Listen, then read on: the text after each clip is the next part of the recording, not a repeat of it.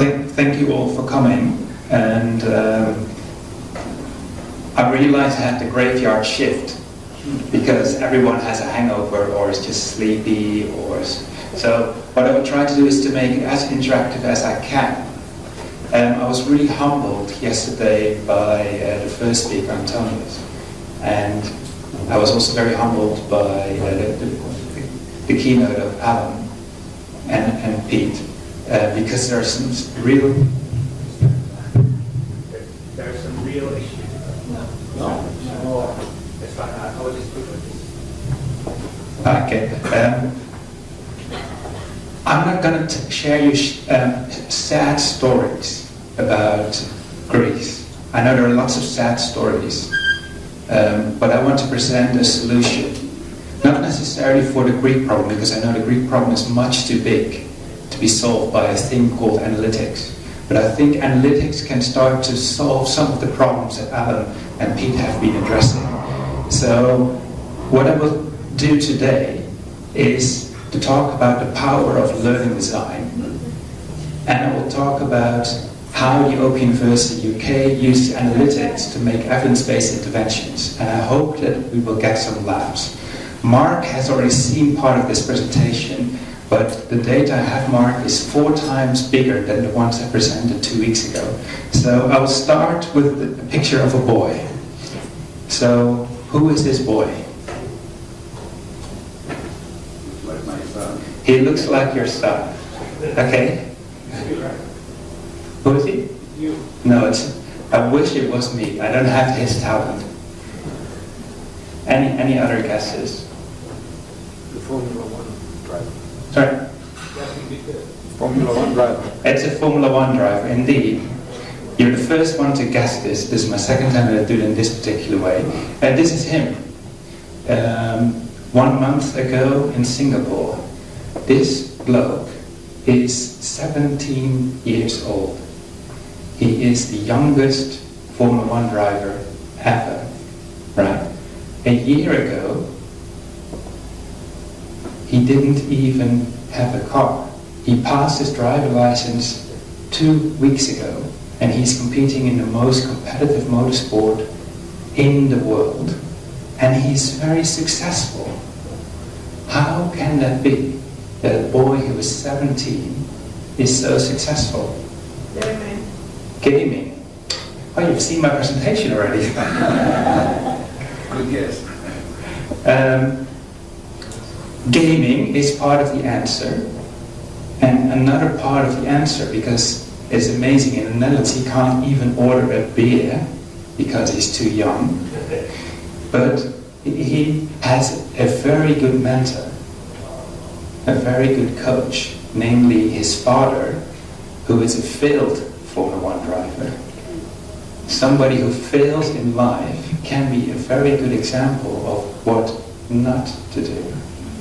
So there's a really nice metaphor in this respect, because he is so successful because every day since he was 3 years old he's been gaming. Every time when he comes back from Formula 1 he spends 3 hours a day sitting. This is actually, imagine this, a world Formula 1 driver still living with his parents, sitting in his own room and playing for 3 hours every day. And why is it so good? Because he gets continuous feedback. He continuously gets feedback what he's doing well, what he's not doing well. I'm not saying you can become a world champion just by playing computer games, but it is amazing, right? So, also what is really amazing is that he makes many mistakes. This was in the Grand Prix of Monaco, and every time when he makes a mistake, he learns from it. So what is the most important thing for a Formula 1 driver? Anyone knows? I mean, I'm sorry that I take up a male topic of Formula 1. Sorry? Stamina is very important. What is even more important than stamina? Safety, yes, but in terms of himself, what does he need to do? What does every Formula 1 driver want?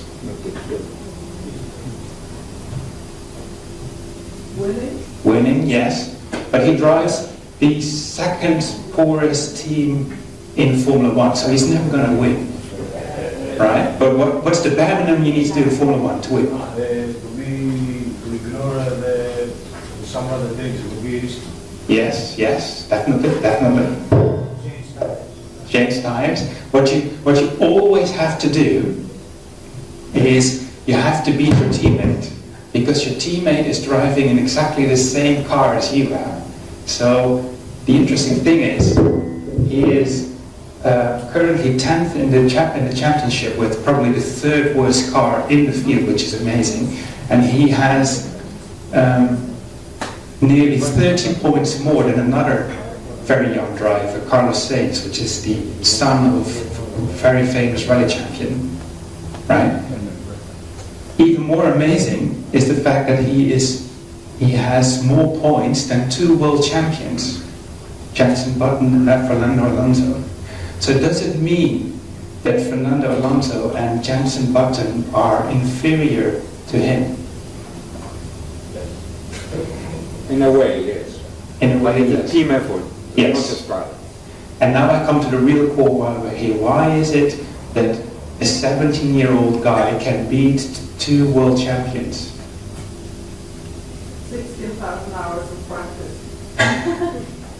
That's one, but I mean, Fernando Alonso is also practicing continuously, right? So what is the underlying thing?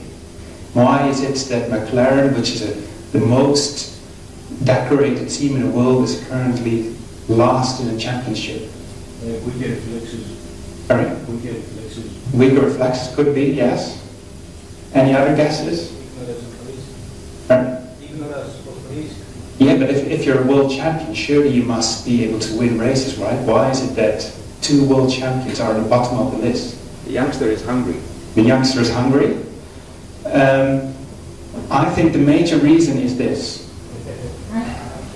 The engine that these two world champions have is very poor. It's unfortunately a Honda. Also, the engine that Verstappen drives is not a Mercedes. If you have a Mercedes, a particular kind of engine, you always win, apparently, this year, right? So what I want to talk about to you today is what is the engine for learning in your particular interview, because what you can see is no matter how good you are as an individual student or an individual teacher, if the engine of learning is not the most appropriate engine, it is quite difficult to win. So what is the engine of learning? In the Open University, the engine of learning is learning design. The way how our teachers design our courses is fundamental in terms of how our students are learning. And I wish I had a clicker so I didn't have to go back all the time. This is, for example, a course that we've mapped. And what you see on the course is that 40% of the time in this particular course, students are doing so-called assimilative activities, like reading materials, watching materials. At the same time, 30% of the time, a student is doing assessment, right? And then in the middle are the kind of Socrates activities. Communication, productive, producing something, experiential, interactive, and finding information. And to me, learning is all about that middle part, right? And there's lots and lots of research out there on a conceptual level. Also, Pete referred to this yesterday. We should all focus on this collaboration.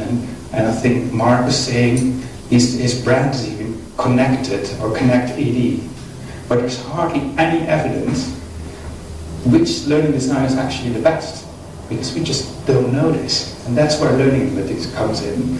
So if we can map all these designs of all these modules that we teach and link it to how our students are actually driving and which students are actually passing the finish line and which ones are not, then we can start to link. And that's where I come in, kind of learning analytics person. So let's have a look. So what I basically did was I unpacked each of the elements of the engine to see which of the elements of the engine really contribute to learning. And in learning analytics, we do this at a massive scale. So the team of learning design experts mapped 189 Formula One cars. And we were able to link that with 140 evaluations of students and 141 data of VLE statistics and 151 elements of performance. And we actually were able to link 111,000 students. Imagine this. This is cool. This is amazing. And now, because I've been talking too much, what I want you to do is find a neighbor and go and talk, because this is the overview of 150 plus modules at the Open University with these 7 activities, where you see the amount of time that students are expected to spend online, or sorry, to spend in these different activities. So what I want you to do is sit next to your neighbor, and for 30 seconds, what do you see in this picture?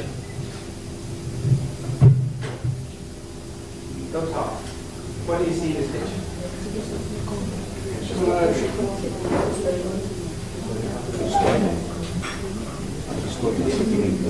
Yeah, 3, 4, it doesn't matter.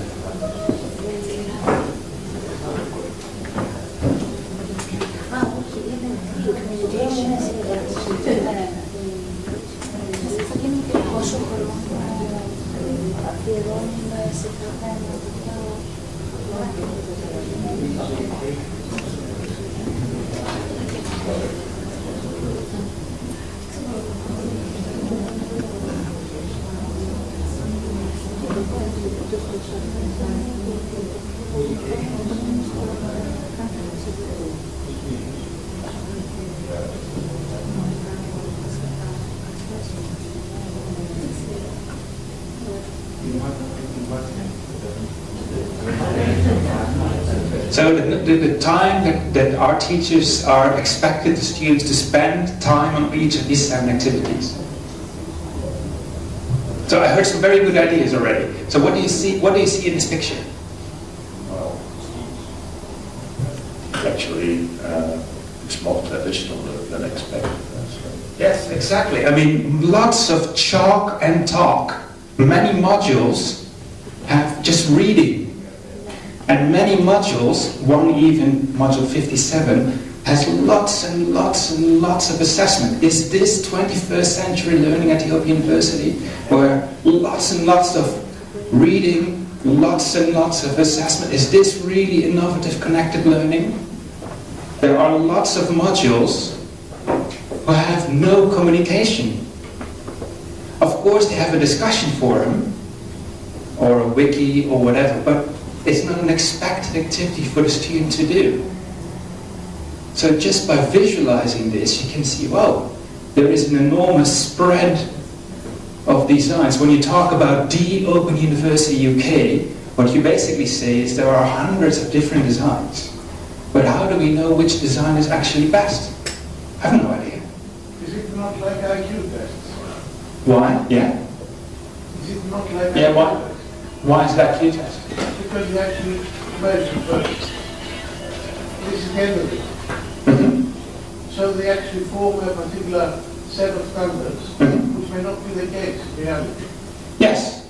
So what it could be is that we as teachers, when we're designing courses, it's so comfortable to just do lots of assessment and lots of content because we feel as teachers comfortable with content.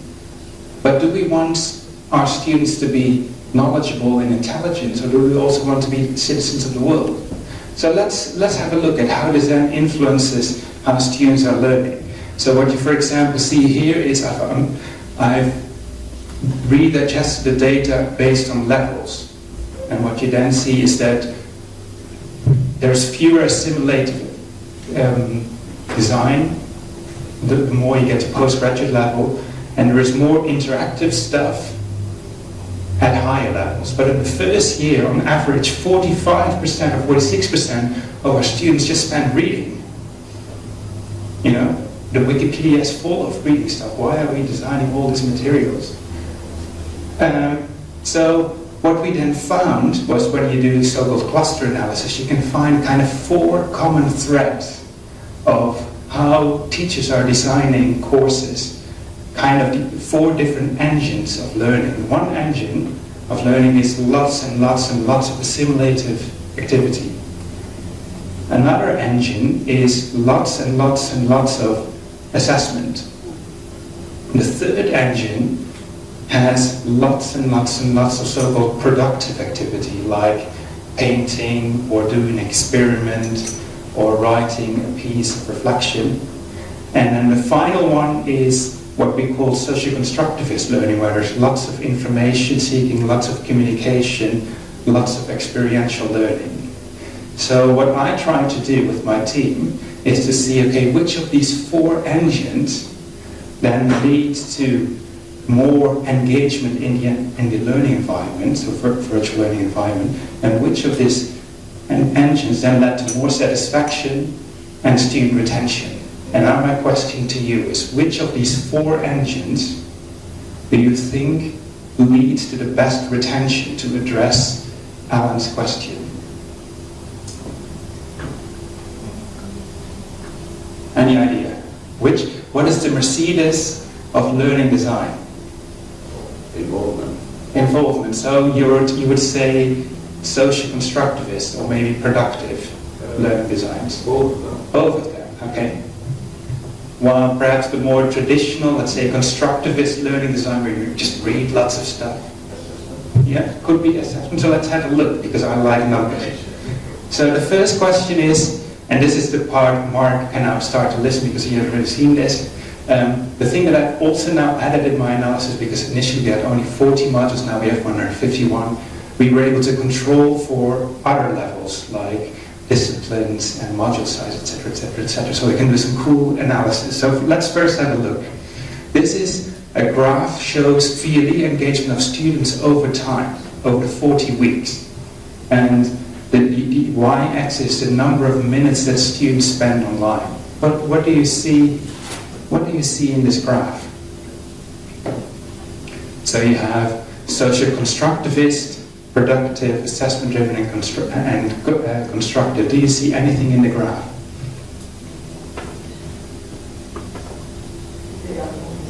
They're all the same, except, in my opinion, for socio-constructivists. In socio-constructivists, they spend 300 minutes on average in week 5, while in the other modules, they spend 120 minutes on average. If you then further unpack this, and here comes a health safety warning, this is quite scary. If I have the 73 different modules, most of the constructivist modules spend on average 100 minutes a week, students. With a couple of exceptions, there are certain modules in constructivist that have peaks and troughs which are higher. Similarly, if you look at assessment, most of the modules are around 100 minutes. If you then look at productive activities, this is started to become interesting. There are, of course, several modules that are around 100 minutes, but there are certain modules that have loads of really engaging activities throughout the module. And then finally, if you look at socio-constructivist modules, hardly any module in the first 10 weeks has less than 100 minutes of engagement. So most of the students in the first 10 weeks spend an enormous amount of time doing stuff. There's one module here that goes up to 1,200 minutes on average per student, where they're clicking and doing lots of interactivity, like Jos and Max Verstappen is steering on this, on this game. So what you can see from this very basic statistics is that the way we as teachers design our courses has a massive implication for how our students are learning. I, as a person who likes numbers, can then start to plot this. So if you have all these 7 activities, and you look at the time that is spent on the VLE per week, what you then find is if you have lots of reading stuff, assimilative, students significantly spend less time in VLE. So, is this good, is this bad? I don't know, that's what we are here to find out. But if you have lots of finding information, if you do the SOPR test, design, you see all kinds of positive relations. So the more you design communicative activities, the more students will actually engage in the VLE. Similarly, the more we push our students in terms of total workload, the more our students indeed significantly are engaging. And then the critic in me says, yeah, who cares about engagement? Does it really matter that we have active students online? Does it really matter in terms of retention? Let's find out. So, the first thing that you can see here, this is a regression model, is if I regress as a dependent variable the engagement of students over time, yes, there is a level effect. Yes, there is a faculty effect. Yes, different faculties design slightly different courses, and thus, as a result, VLE engagement is slightly different. But what you find is that if you have lots of communicative activities or lots of experiential activities, this significantly predicts across 111,000 students how they're engaging. So the way how you design your Formula One car has a massive influence on how students are learning. Now let's have a look at satisfaction. Does it matter how you design the car? Does it lead to more satisfied students? What we then find is again that levels have an influence. And what we again find is that design, the way how we design our courses, has an influence on satisfaction. The more we have this kind of Socrates environments, like finding information, productive, maybe even experiential, the less happy our students are. So this is really troubling for me as a social constructivist, because this can't be true. If we have lots of interactivity, lots of finding information, students on average who follow those modules seem to be less happy. So of course, as a researcher, then I dig further into the data because I'm not happy about this. Because we're all here about retention. And here a completely different story unfolds. So if we look at retention, there is no level effect, there is a faculty effect, there is no relation between whether students are happy and whether students pass. And particularly for our management, when I was talking to the Pro-Vice Chancellor last week, we're so driven for satisfaction, but satisfied students does not lead to retention in our modeling. But what we again find is learning design influences retention. The best predictor explaining 20% of unique variance is whether teachers have included communicative activities in the design. It explains nearly 20% of whether students are passing the course or not is depending on communication. So students don't like this, because of what was seen in the previous slides, but it's the number one predictor for performance. So what you see is, coming back to the overall picture, is that the way how teachers are designing courses has a substantial influence on how students are then engaging in the VLE with the color of the arrows. Some designs lead to lower VLE engagement, some designs lead to positive VLE engagement. More importantly, you see that VLE engagement is not at all related to student satisfaction. So whether you have active students online or not doesn't seem to influence necessarily how students are satisfied. Also, I didn't show you this in regression, VLE engagement doesn't necessarily lead to better student retention, but what you do see is this kind of paradox. Students seem to like this kind of assimilative activities, but they don't seem to like this communication, etc., etc., etc. So happy students are primarily happy in this design, but students who pass the course are primarily in this design. So there is even a negative effect from interesting Socrates designs to satisfaction. So this is a potential bombshell, right? This is dangerous material. So what should we do? Should we design courses that make students happy? Or should we design courses that allow our students, at least at the UK, to pass our courses? Excuse me, Yeah. I wasn't here at the beginning, so I might Yeah. miss something. Why don't we assume that students belong to a uniform pool? Why don't we, if we had the opportunity to close the students, should we find some reasons for the balance between satisfaction and completion of courses? I mean, I belong to the old school of the sociology of education, and I don't see anything focusing on students. Yes. You assume that students come from a very specific uniform model. No, you're absolutely right. That's, in this metaphor, I've only looked at the design of the car, the design of what teaches what we design. I haven't looked per se at the distribution within a classroom.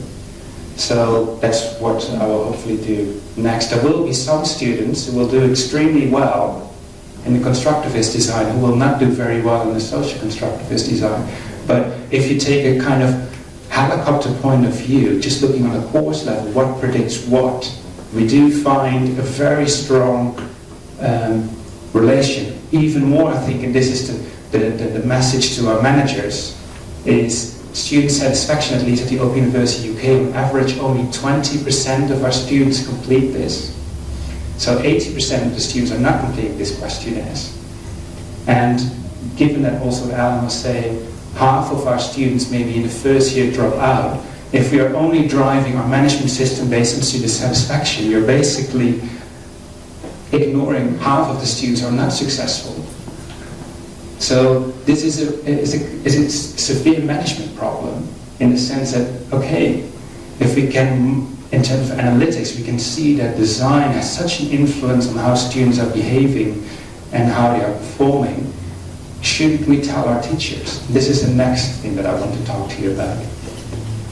Unless there's any other comments that you have.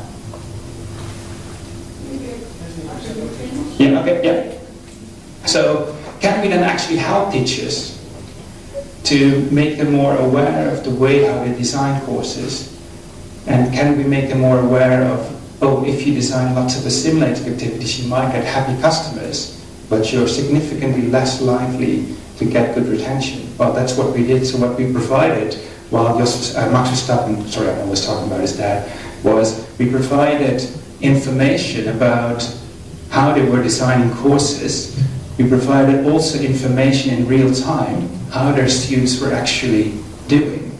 So we provided real-time visualizations of their design decisions to maybe say, maybe this line, sorry, this is Formula 1 example, is 1.1/10 of a second faster than another. So by just visualizing the decisions that teachers are making, maybe we could raise awareness. So what we did was 80 of the teachers that we mapped their designs, we didn't visualize their activities. And for 80 other teachers, we did. And guess what happened? They changed, yes, of course. But in which way do you think the teachers changed? Did they become more assimilative, trying to increase student satisfaction, or do you think they move more to the Socrates social constructivist model? I would expect that they experimented with changing their attitudes that way or that way, along one direction only. Okay. The nice thing in statistics is I can say yes or no. So this is basically what happened. So in 80 designs where they didn't get the visualizations, most teachers again designed lots of assimilative activities because that's what they're used to. That's what they do. We're here to teach stuff. But once we made those decisions, those initial designs visible, during the first day that we had these negotiations with them and said, yeah, maybe you could also think about more interactive designs.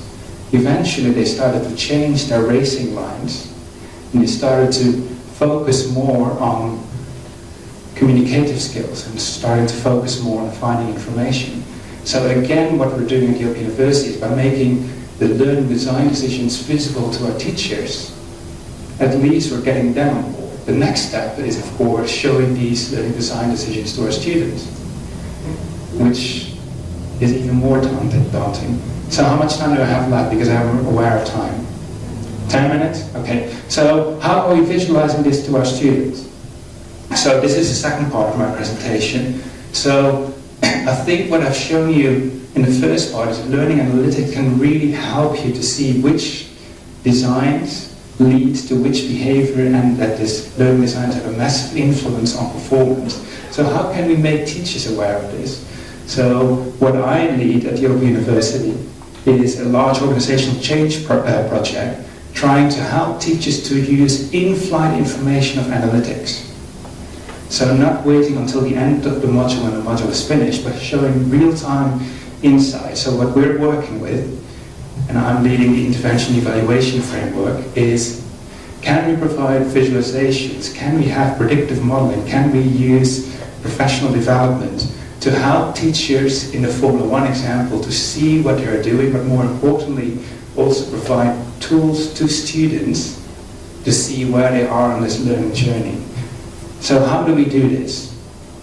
So initially, last year, I've worked with 18 modules to show real-time data to them. And when I came back from Cyprus in September, I was expected to work with 81 modules, so that's nearly 150,000 students. So it's a big task.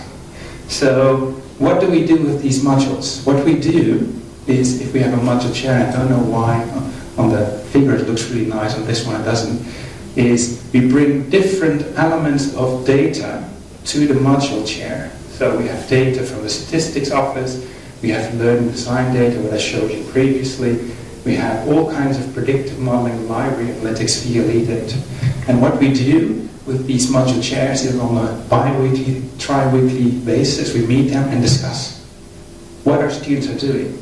And most of our teachers were really scared initially, because we're showing real-time data. We're basically putting them naked in front of us, because we can see their learning design and we can see how their students are actually doing. Most of the teachers at Europe University in the UK have never seen this data before. So it was really, they were initially very resistant to me and my team.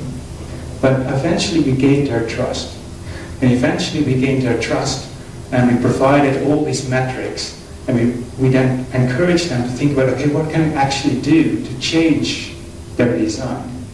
And how can we then gather data that actually shows that your interventions that you're making actually have a success? So I'm going to talk to you about 3 different modules that I've worked with. So one module had loads of assimilative activities, one module had loads of productive activities, and one module, technology, had relatively a lot of assessment and experiential. And this is the kind of data that they saw, not the finished product. But imagine that we were in week 1 or week 4, we could show in real time, on the 1st of December, so many students, 95% of your students in art have logged into the VLE in that particular week. And so many students, the green dot indicate the submissions of assessment. So what you immediately can see is that the blue line indicates the number of people who are still registered formally to the course, so it continuously goes down. And what you can see by deducting the 2 is, if these are the number of students that are in your module, and only so many students logged into the VLE, that means that in that particular week you've lost an X amount of students in your module. So by making this data visible and also much more fine-grained data, we were then able to talk to module chairs, and maybe we should start to change something. So for example, in the arts module, what the teacher noticed, I think in this particular assessment, she was doing something interesting with the wiki. that students had to write some kind of art productive activity. And many students, this is the first year module, many students have never even known what a wiki is. So when they had to do it, I think it's here, they had no idea what a wiki is or what to do with it. But based on that analytics data, you could see only so many % of students actually engage with that activity. So what we then did was to say, okay, were those modules actually then effective, working with those 11 modules? And given the time, I'm going to skip this, I think. So what we found was that of the 18 modules, 7 modules were new, so we couldn't really compare whether they did better than previous implementations. But of the 11 modules that were existing modules, 10 out of the 11, by working in this way, improved their retention. And I can't get any credit for this because I don't really know whether it was due to my team. But if you're able to increase retention by 2% and one module increase the retention with 25%, just by visualizing data and making teachers aware of what they're doing and tinkering around with offering things, like for example, one module offered a boot camp before the next submission, one teacher offered video conferences, one teacher had one-to-one conversations with tutors with students. So by looking at real-time data and seeing where students were struggling, they intervened in the course.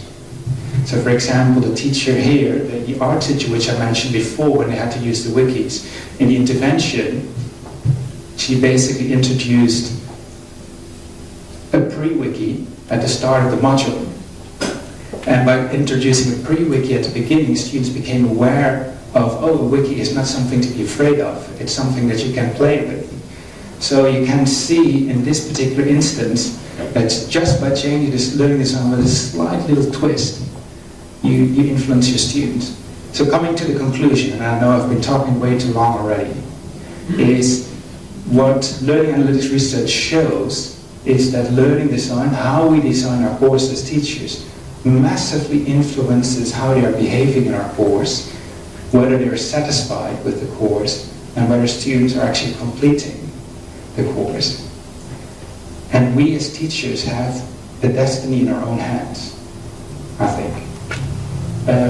Also, by visualizing our design decisions to teachers, we can actually help them to change, which is quite scary, because why aren't we doing this? Why didn't we do this 10 years ago? And the second thing is, just by visualizing what teachers do and by helping them to make sense of data, we were able to improve retention tremendously. So why aren't we doing this across the Open University as a whole? To help teachers to see, okay, you're not just, a rabbit in a headlight. You can actually do something with real-time data. So I think what the narrative of the story, and I'm trying to find something positive after your very interesting but very dark story, is we as Open Universities have lots and lots and lots of data. So we can see where students are struggling. And if we can see where students are struggling, maybe we can then address this. So thank you very much for your attention.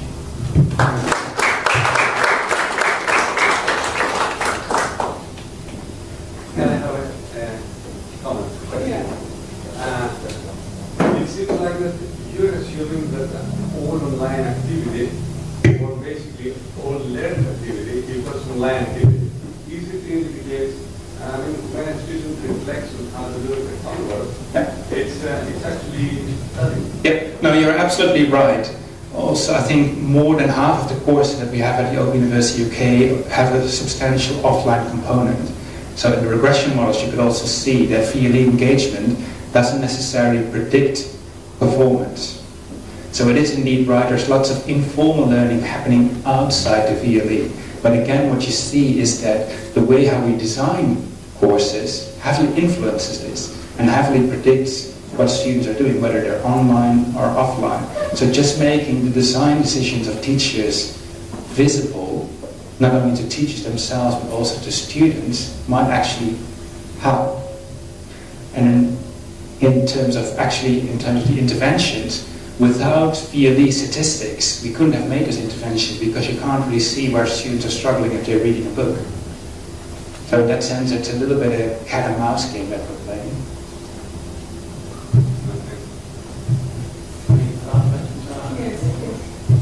Very interesting presentation about that. Learned a lot, I really did. Something you said is still puzzling me hugely. Something you said is still puzzling me hugely in a very creative way, which is that learner satisfaction and learner success don't appear to be related. That kind of contradicts something that I lived with for a long time, so I'm really having to think hard about that. But I just wonder, how unhappy could you make your students before that didn't become true? So that's one question. Secondly, you say this is important for open universities, which it obviously is, but it's not only open universities. Any university with an LMS, for example, would follow your set of concerns and might try and implement something similar. So this isn't just about distance education, isn't it?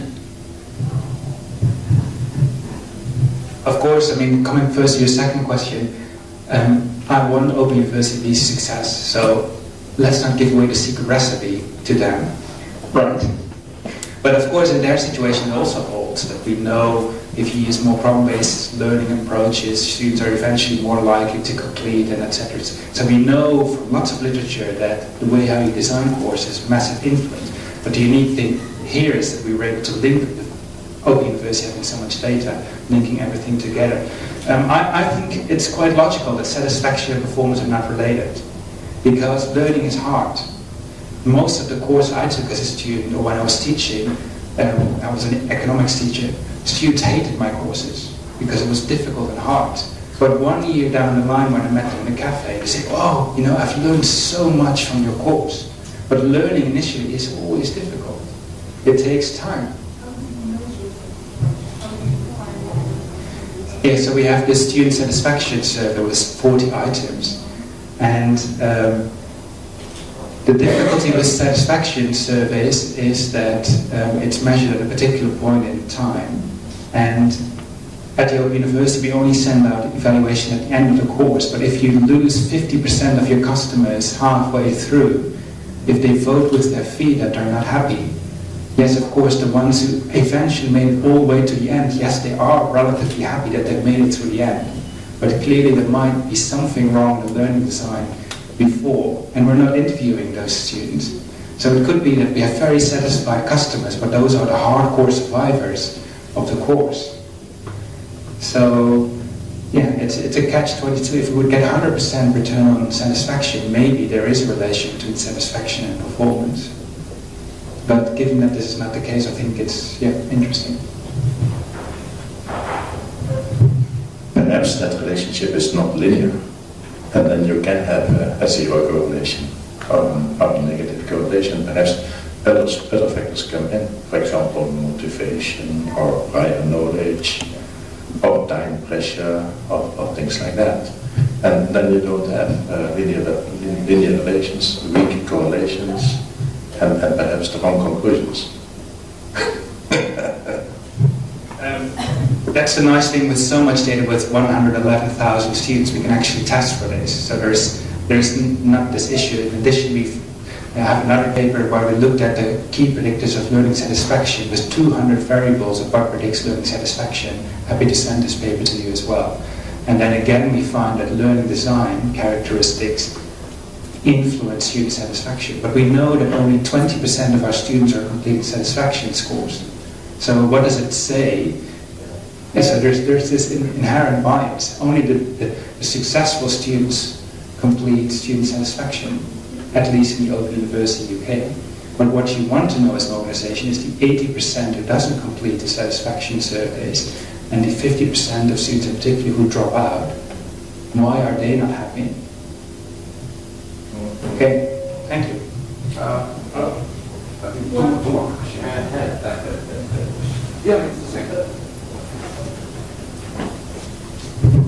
I would like to ask how do you access the data, and how do you deal with privacy issues?